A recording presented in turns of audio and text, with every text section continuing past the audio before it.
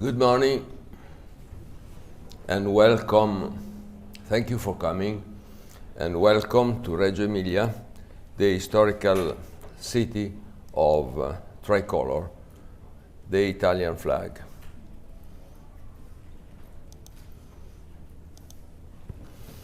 Which was founded in Reggio Emilia on January.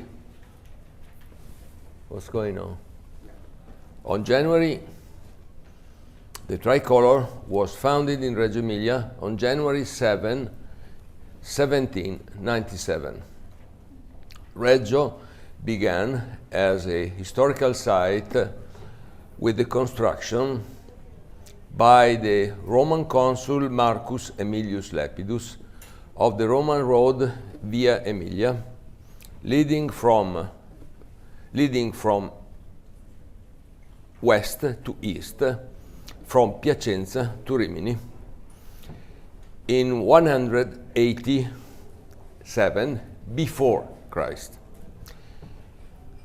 Here we can see some typical images of Reggio, the tricolor hall, Sala del Tricolore, where the Italian flag originated and is now where the town council meets.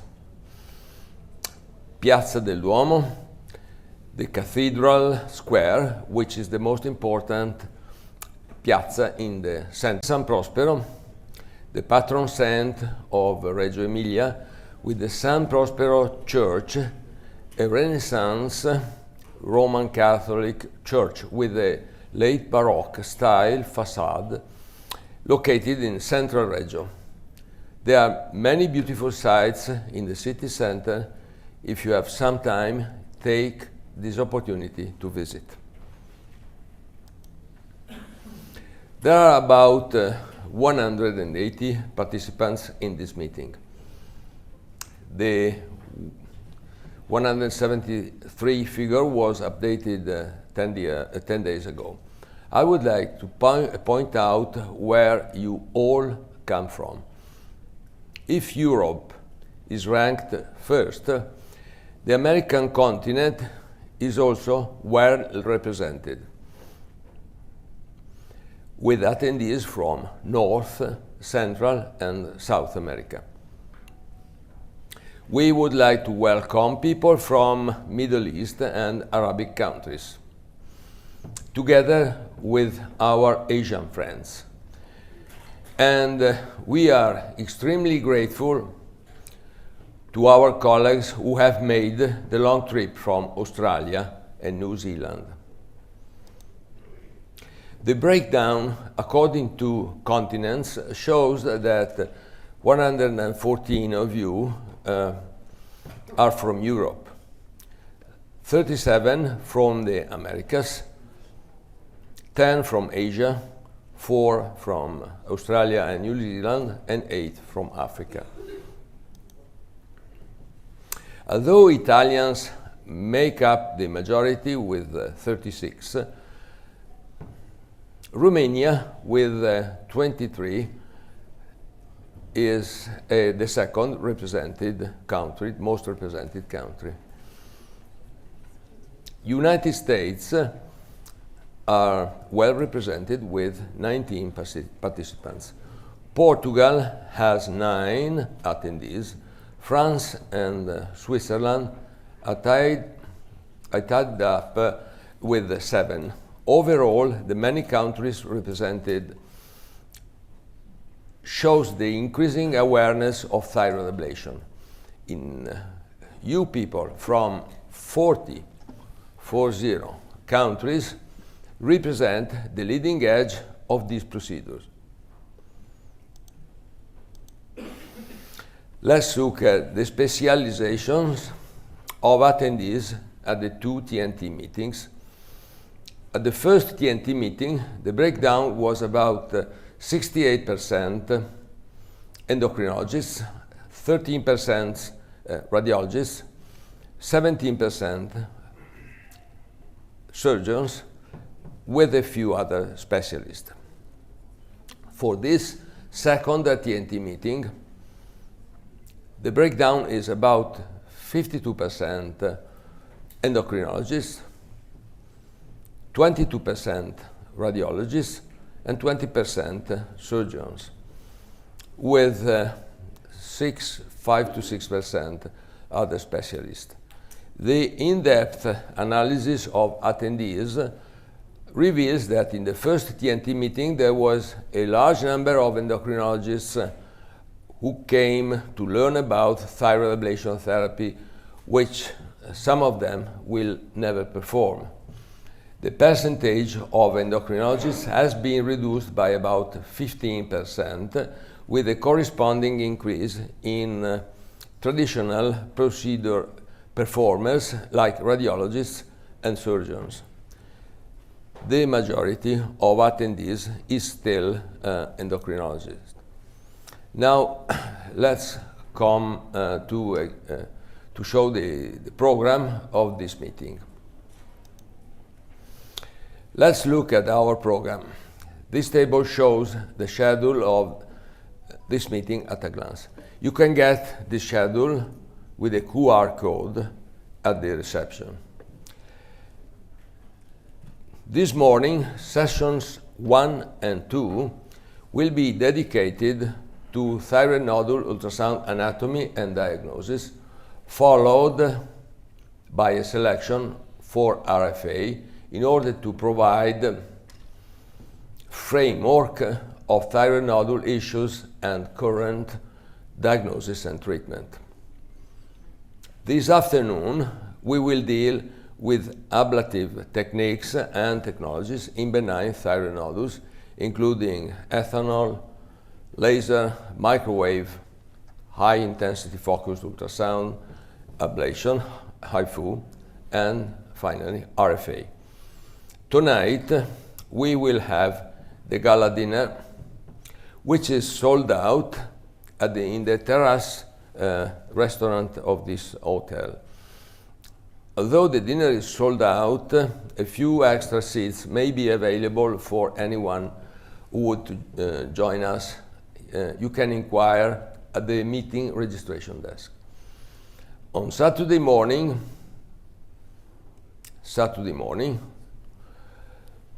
session 5 will cover malignant thyroid tumors management with a special focus on micropapillary tumor. Dr. Novizio will describe the thermal ablation side effects and how to prevent them according to our experience and data. A miscellaneous session will follow with the presentation of significant cases by Drs. Juan Pablo Dueñas and Dr. Gianpaolo Papi, followed by a lecture of Ashok Bajin, the president of Thyroid Federation International. Dr. Gregory Randolph will outline international guidelines on thyroid ablation and discuss further perspectives of thermal ablation. Finally, ENT surgeon Dr.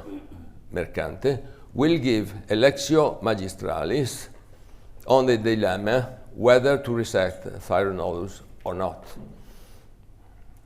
On Saturday afternoon, we will have oral-free communications and a debate on the use of social media by doctors, led by the American journalist Philip James. The meeting will conclude with a hands-on practice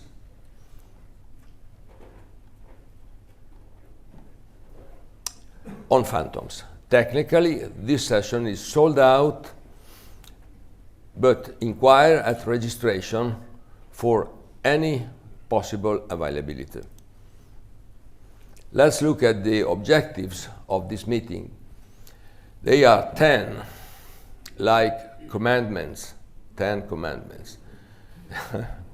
Review thyroid ultrasound and ultrasound-guided diagnostic procedures in thyroid nodular disease. Present technologies and techniques for thyroid RFA and thermal ablation. Identify current indications of thyroid RFA and thermal ablation. Describe RFA, thermal ablation, procedure, setup and performance. Know and prevent thermal ablation side effects. Explore new options for thyroid micropapillary tumor therapy. Attend to thyroid patient needs.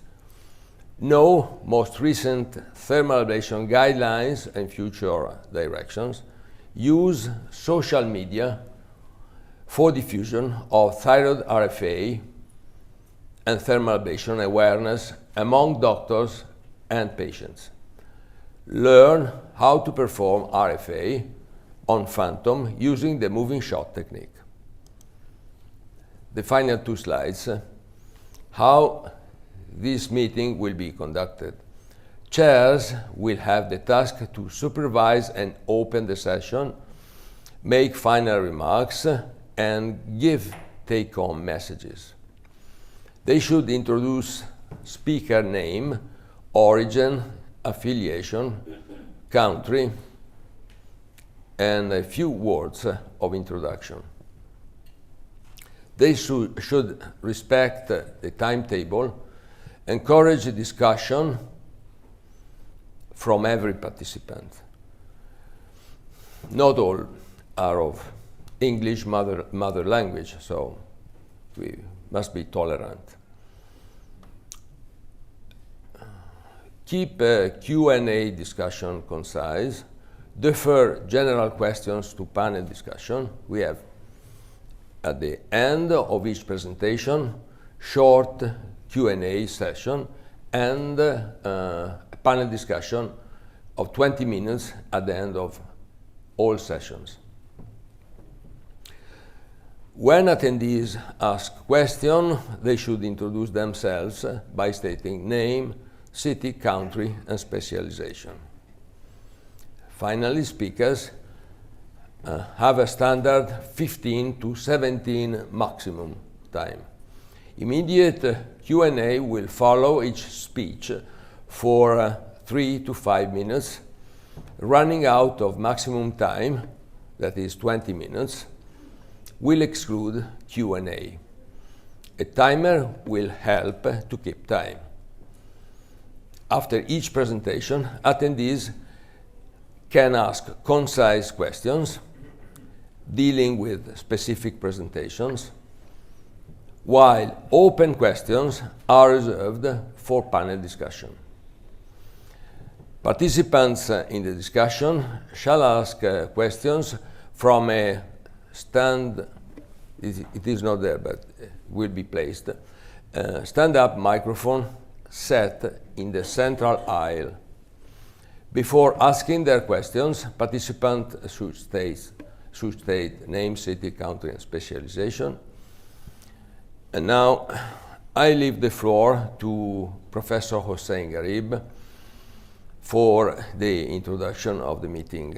Unfortunately, Professor Portioli cannot participate in this meeting. He is 93, but is a Highlander, is my ex-director, and he is a Highlander.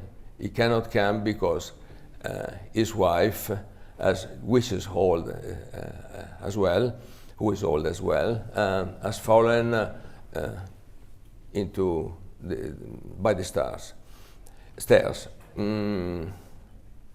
Hossein Garib is legend of thyroidology.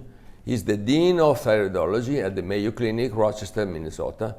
He has been president of every scientific thyroid association or society in the USA. And I'm honored to share friendship with him for 25 years. He was the promoter of AME, the Italian Endocrinologists Association, that I founded as early as in 1999. Please, Hossein, come to the podium.